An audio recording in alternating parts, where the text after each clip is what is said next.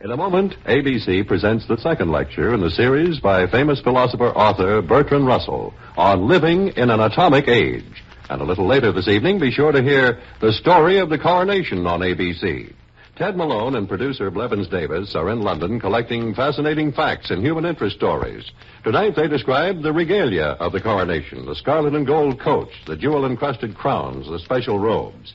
Our coronation reporters also interview the persons responsible for these royal props, silversmiths, jewelers, and coachmen, as well as the Duke of Norfolk, who is in charge of all coronation details. Don't miss another exciting story of the coronation tonight on ABC.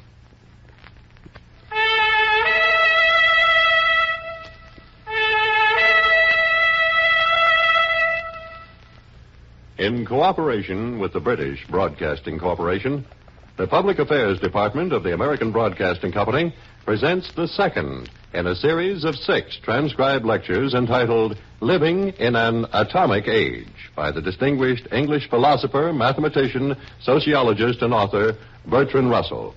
The subject of the second lecture is Obsolete Ideas. Lord Russell. Human beings, ever since their fathers invented language, have allowed themselves to be dominated by tradition. This has been at once the main cause of progress and the main obstacle to progress. Consider it first as a cause of progress.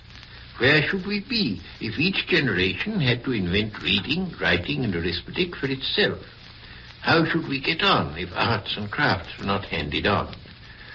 Even in the most progressive age, much the greater part of our activity is and must be based upon tradition.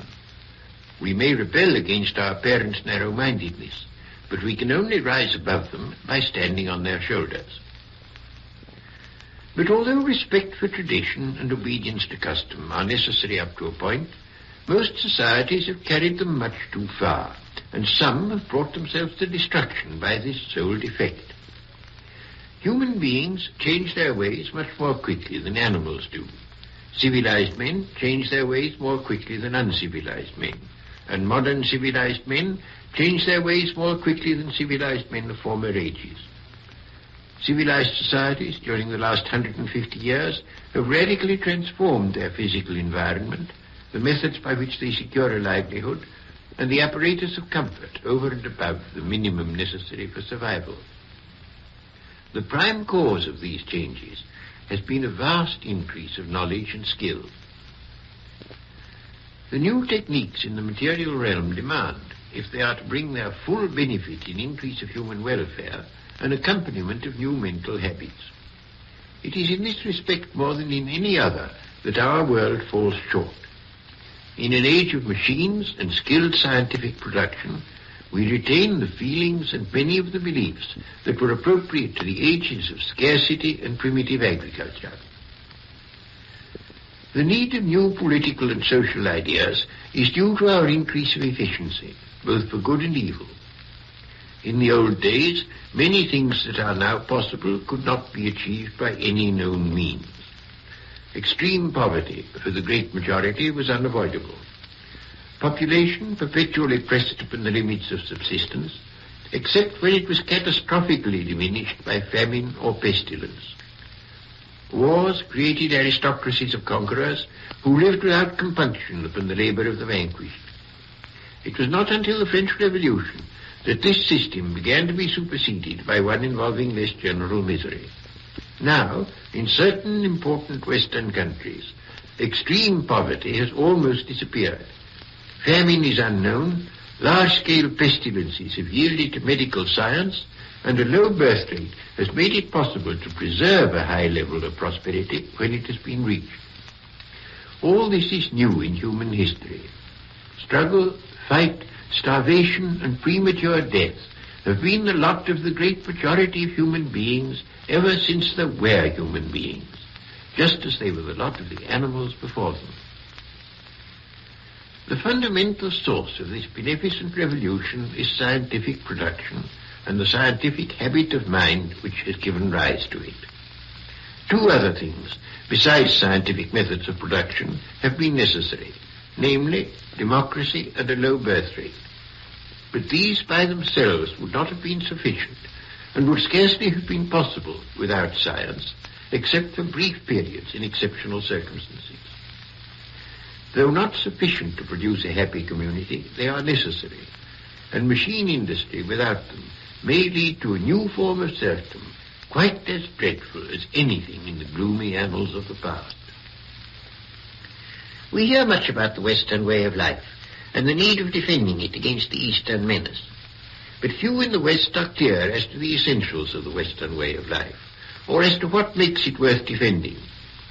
If we were clear about this, our propaganda would be more effective, and we should have less need than we have at present to depend upon military might as our sole protection.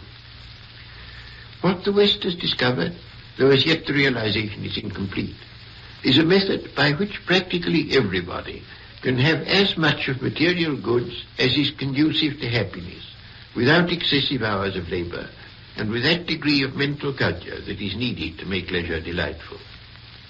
This is rendered possible by the fact that one man's work can now produce much more than is required for one man's subsistence. But as yet, this system has only a precarious life. It is threatened from without by those whom envy renders destructive, and it is threatened from within by those who are still under the domination of beliefs and passions appropriate to a bygone age. The kernel of these beliefs and passions is the struggle for life. Where this struggle is now still necessary, it is necessary because men are misguided, not because nature is niggardly.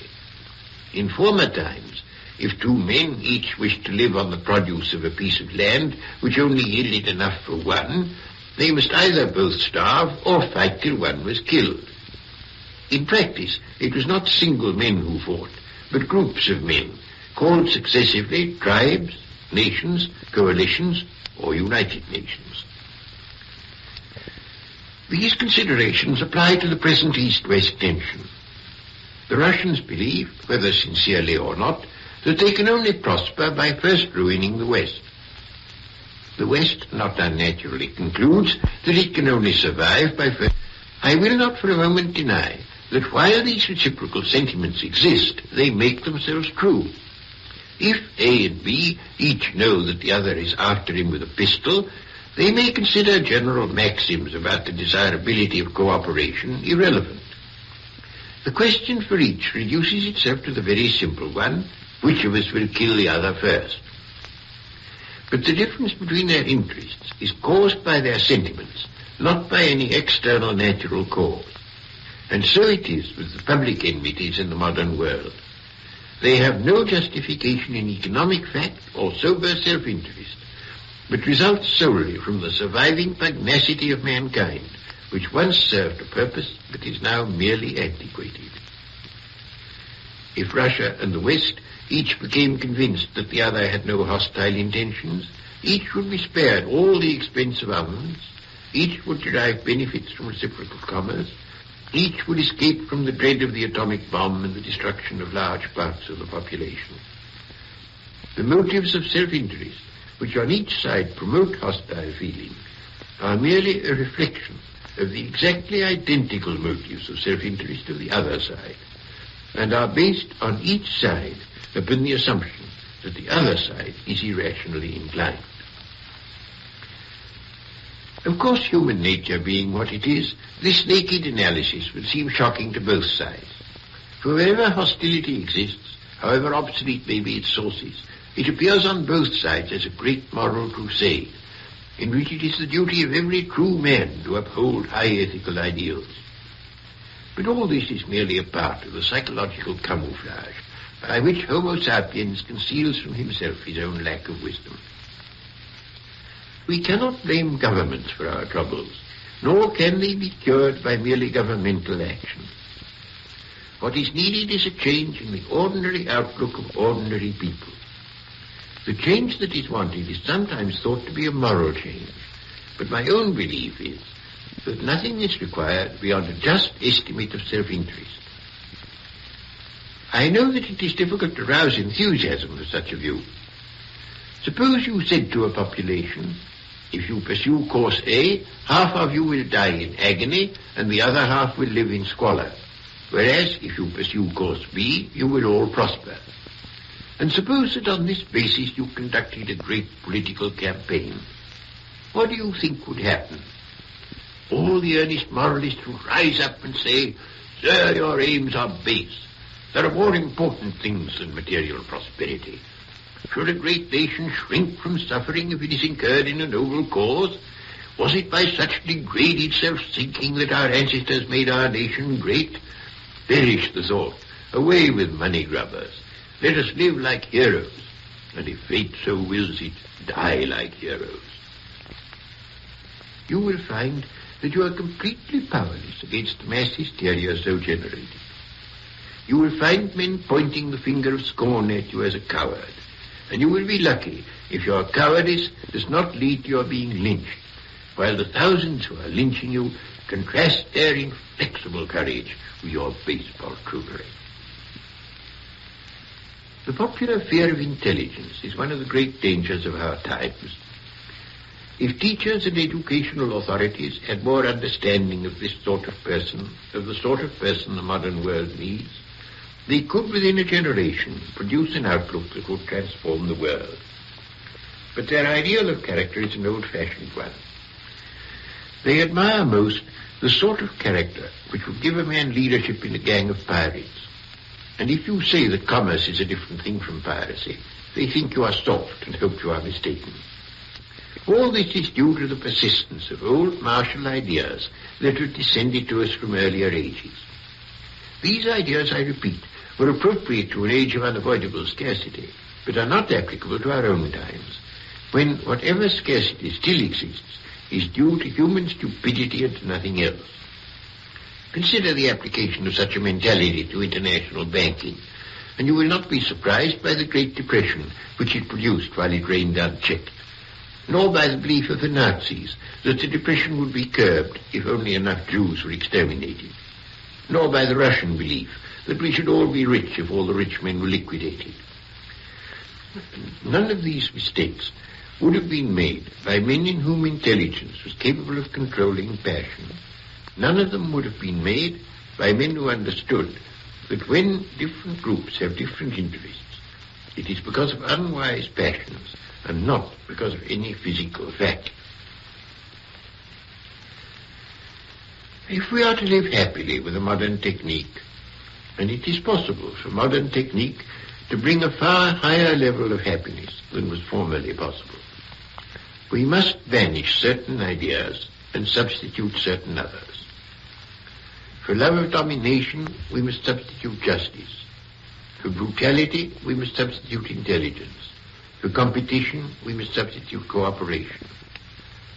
We must learn to think of the human race as one family, and further our common interests by the intelligent use of natural resources, marching together towards prosperity, not separately towards death and destruction.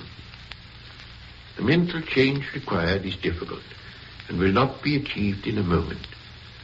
But if the need is recognized by educators, and if the young are brought up as citizens of this world and not of a bygone world of predatory warriors, the change can be achieved within a generation, so that we may hope to save at least a portion of mankind from the universal destruction with which we are threatened by the pursuit of obsolete ideas. You have just heard the second in a series of 6 lectures by Bertrand Russell entitled Living in an Atomic Age. Be sure to listen next week when the 3rd lecture will be presented by Lord Russell on the subject, The Modern Mastery of Nature. This has been a transcribed feature of the Public Affairs Department of the American Broadcasting Company in cooperation with the British Broadcasting Corporation.